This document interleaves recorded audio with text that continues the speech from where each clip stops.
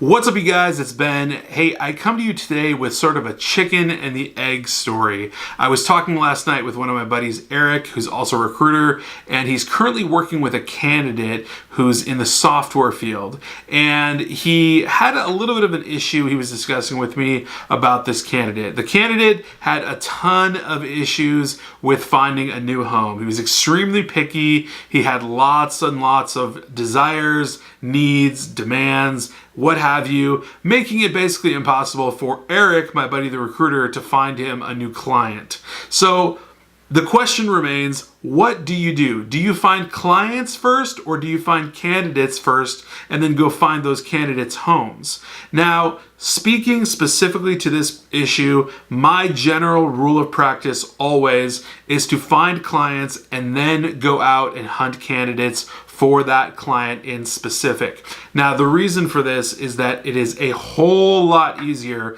to find yourself a client first and then go hunt the candidates. Reason being is that once you find the client, you then have every single item of demand that the client needs rather than the candidate.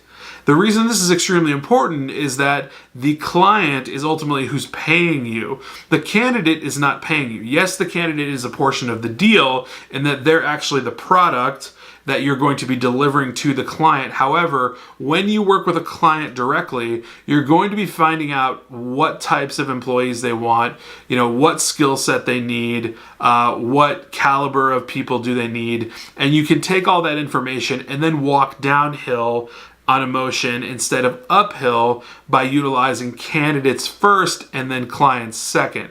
So let's walk through what it would look like to find a candidate and then go after clients.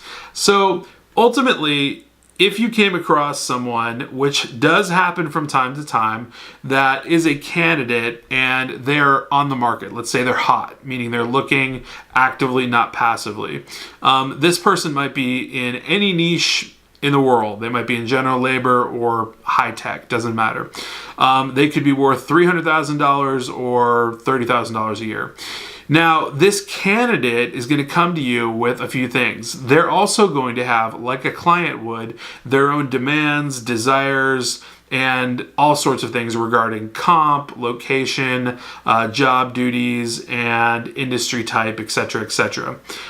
You must understand that when you work with this candidate, you are not obtaining or agreeing to any sort of fee that's in writing with anybody at all. You're simply working on blind faith that you can find this candidate a home somehow, somewhere, and ultimately end up selling a client, i.e. setting up a brand new agreement and then bringing them on board.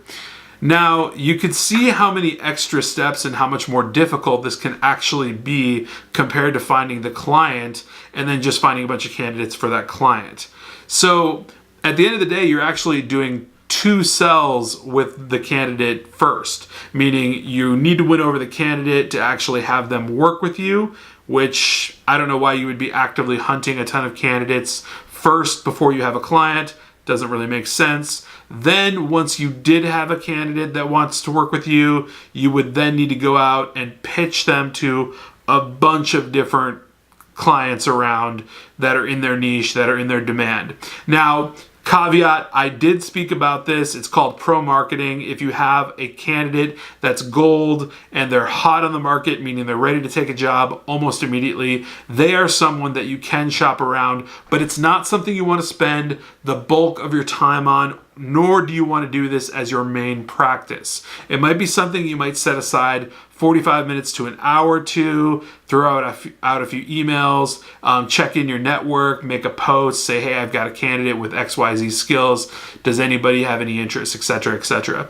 That's the kind of thing I would do with an active, hot candidate that I found first before knowing whether or not I have a client for them. So at the end of the day, when it all washes out, I'm the guy who finds clients first and then candidates second. It's just as easy as that. And overall, you're going to find a lot more success doing that because the client is ultimately paying you for services. The candidate is not, although they are part of the deal, the candidate is not paying you for the services. The client is. So the client's demands and their desires really are what matter in the situation, not the candidates. Now, yes, you do need to find candidates that match up with all of those things the client needs.